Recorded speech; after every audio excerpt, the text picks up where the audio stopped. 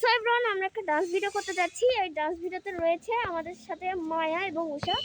আজকে আপনাদের একটা ফুলে বলে গান একটা ডান্স দেখাবো এবং ডান্সটা আপনারা দেখতে থাকবেন এবং ডান্সটা দেখার পর একটু লাইক এন্ড সাবস্ক্রাইবটা করেই দিবেন। চলুন ডান্সে ফিরে যাওয়া যায়।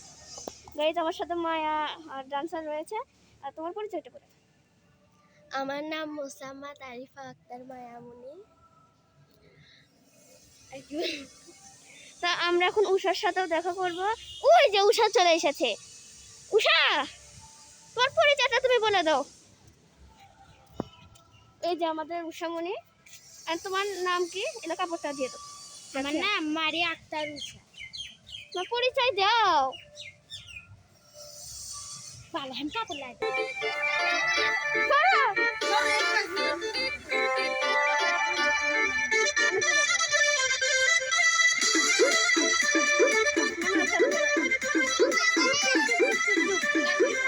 लगे मिजाज आज सही नहीं है, महलू मठाई तो दही नहीं है।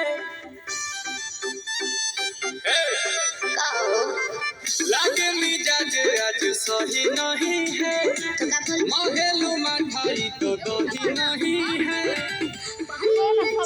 जैसे भोले राजा जी, भोले राजा जी, पानी में चले जैसे भोले राजा जी, भोले राजा जी। कमरिया गोले गोले, कमरिया गोले गोले, कमरिया गोले गोले गोले गोले डोले राजा जी। कमरिया गोले गोले गोले गोले डोले राजा जी। कमरिया गोले गोले गोले गोले डोले रानी जी, कमरिया गोले गोले गोले गोले डोले रानी जी।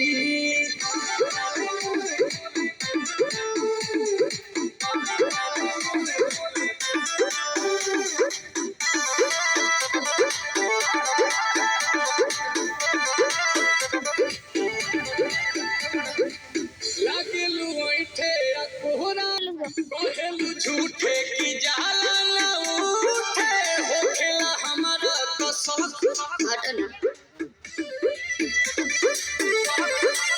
सुनो ना ये जी सैया, दवा हमरे जी सैया, फटाफट ला दो जाके ओ मेरे ले जी सैया।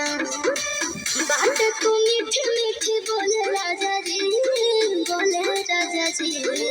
बात तू मीठी मीठी बोले राजा जी, बोले राजा जी। कमरिया गोले गोले, कमरिया गोले गोले, कमरिया गोले गोले गोले गोले डोले राजा जी। कमरिया गोले गोले गोले गोले डोले राजा जी। कमरिया गोले गोले गोले गोले डोले रानी जी, कमरिया गोले गोले गोले गोले डोले रानी जी।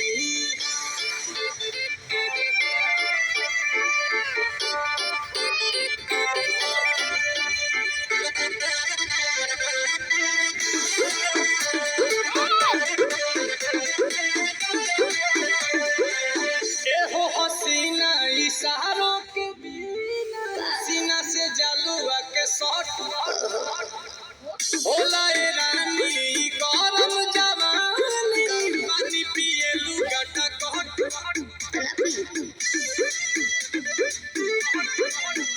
या कमरे में चलो जरा सा मुंह घुमाओ, सीधे साधे तुम्हें पूछो मत चलो। आओ दादा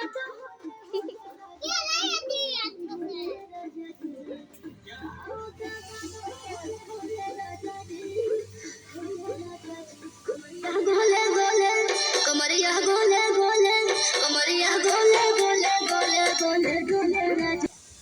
গাইজ, ডান্স কমপ্লিট। আপনারা অনেকক্ষণ ধরে দেখতেছেন। এখন ডান্স কমপ্লিট। একটু ভিডিও এখন একটু দেখবো, তারপর বাই বাই।